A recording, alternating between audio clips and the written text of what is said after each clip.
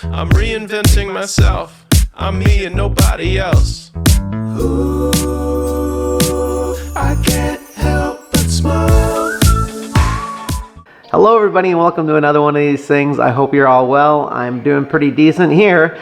I just want to apologize to you in advance. I'm not taking you to some cool area of my city in this one, and I've been actually having a lot of fun doing that in the last couple episodes, but in this one we're just here at my humble studio. And the reason being is tonight I've got somebody coming over. I'm going to be showing him sort of the ropes in Adobe Premiere. It's been a little bit since I've been in Premiere myself, actually, because for this channel I use DaVinci Resolve. I've been a Resolve user for years now, but you know, professionally, when I've worked in other people's studios, I'm either using Adobe Premiere or I'm using Final Cut. But on the channel, my preference has been DaVinci Resolve, and that's been because of its color tools. Not saying that the color tools are no good in Premiere or in Final Cut, it's just that I prefer the ones that are in DaVinci Resolve. And of course, DaVinci Resolve is famous for its color tools. And one thing I've been trying to nail with this channel is getting my color just right. Now, if someone were to start a YouTube channel now and they were coming to me for advice about shooting these things like talking head or whatever they can control, like this should be an environment that I can control, but it's not actually that great because I do have a fair bit of like natural light coming in right now, for instance, and I'll often wait till the evening when I can control my lights, but me shooting this today, it's not going to be 100% like I would normally do it because I do have a lot of natural light coming in. I do have my regular light set up. Sometimes when I'm using natural light to shoot these things, as I did a couple episodes back, I'll just use a reflector to give me some fill. But now I'm actually using both my Colbor CL60s and I've got some light coming in for the window, which I'm compensating for just a little bit. Anyway, so what I was going to say is if someone were starting out a channel now and they were coming to me for advice about what they should do as far as lighting and everything else for their talking head, I would tell them that consistency is more important over the quality of video. I'd actually even say that their audio is more important than the quality over video because bad audio just drives people nuts more so than an image that they don't like. And so I would say that the audio is important as well as consistency. And I'm clearly not practicing what I preach because if you look at my videos over the last 5 years, I've been doing this for 5 years, this channel. You know, I've gone through every color of the rainbow as far as what these episodes look like, unfortunately.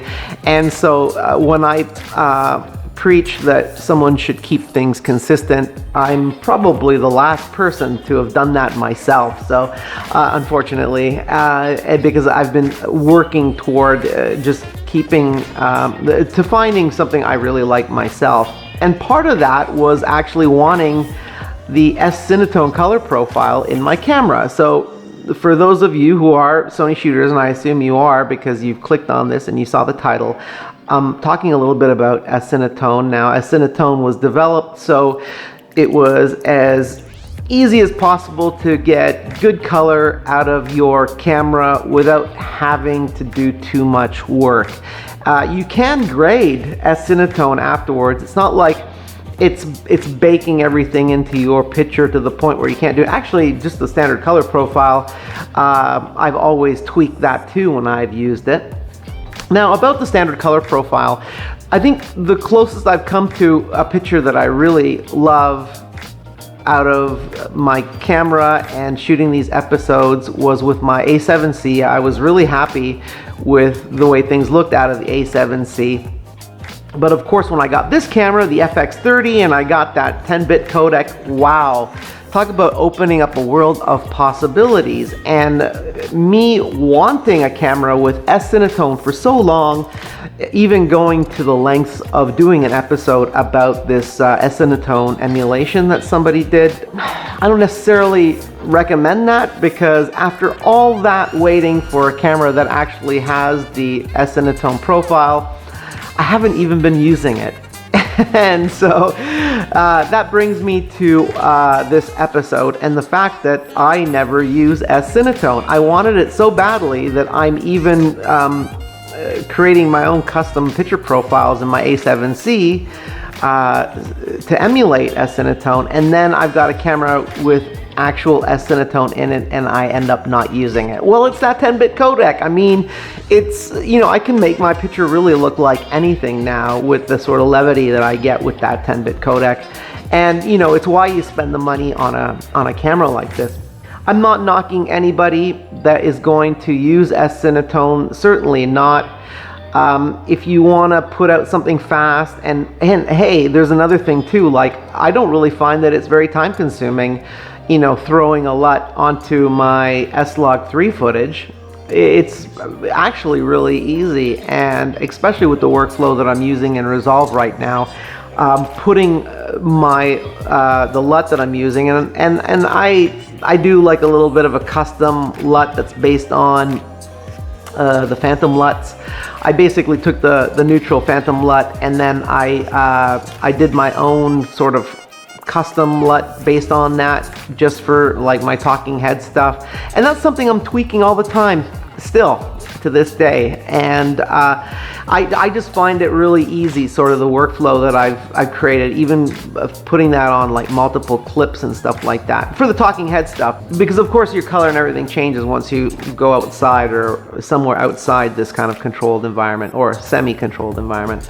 S-Cinetone, if you're using S-Cinetone, that's cool. Like, I mean, you're probably the use case for S-Cinetone where you don't necessarily want to mess with anything or learn anything about color grading.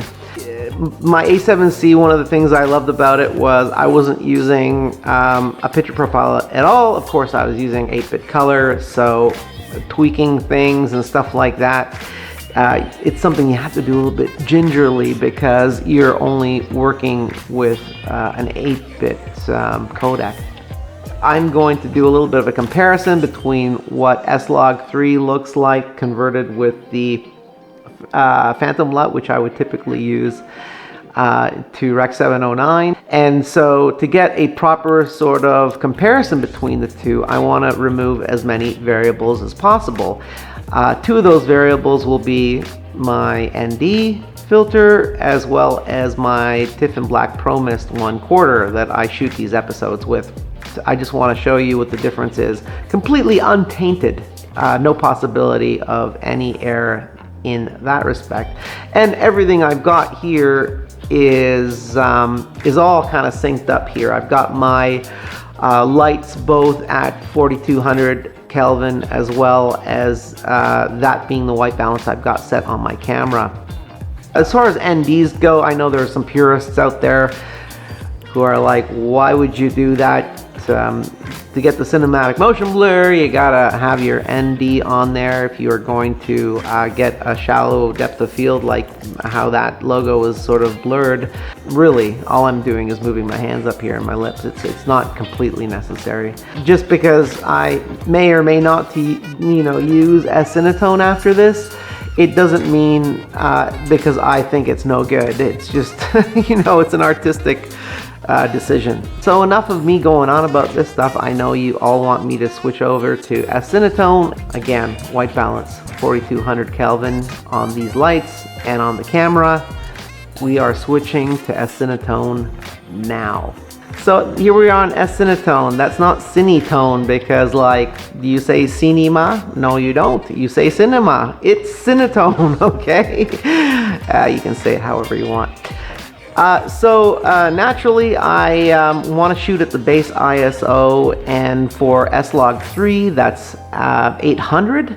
So I had to, of course, adjust the ISO to 125, which is the base ISO of S-Cinetone. If you didn't know, Different picture profiles have different base ISOs. A lot of people, when they do tests like this, they don't really realize that. Of course, because the base ISO changed, I also changed the shutter speed, because as I said before, I'm not shooting with an ND.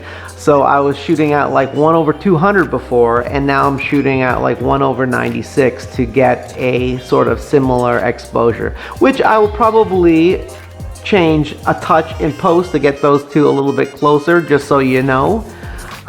Which shouldn't affect things a lot. I'm not messing around with color or anything. It's just an exposure change. So you can compare two images that are a little bit more similar to one another. I'm going to throw up myself beside myself so you can see right now what this looks like compared to the S-Log 3 with the phantom LUT, the neutral phantom LUT on it.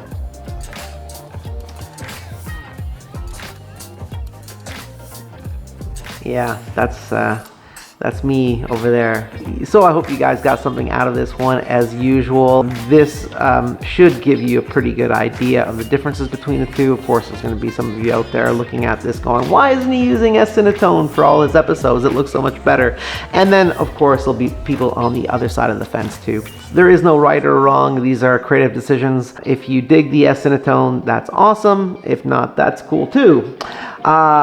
Just like if you like this episode or not, and you want to give me a thumbs up, that's awesome. And if not, that's cool as well.